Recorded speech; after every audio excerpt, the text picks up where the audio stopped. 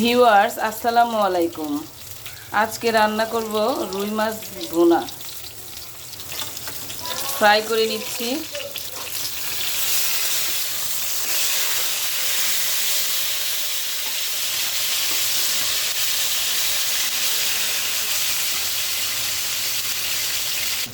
মাছ fry হয়ে গেছে, মাছগুলো এখন নামিয়ে নেব।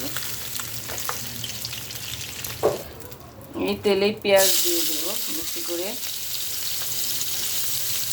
কাঁচামরিচ দিয়ে দেব, দিয়ে দিলাম আদা বাটা, রসুন বাটা, লবণ, মরিচের গুঁড়া, ধনিয়া গুঁড়া,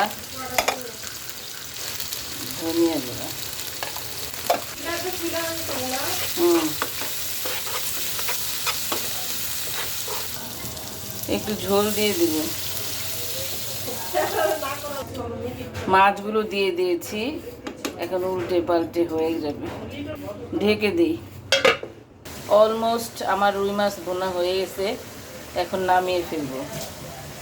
ভালো লাগলে সাবস্ক্রাইব করবেন, লাইক দিয়ে দেবেন, শেয়ার বাটন চেপে দেবেন। ধন্যবাদ।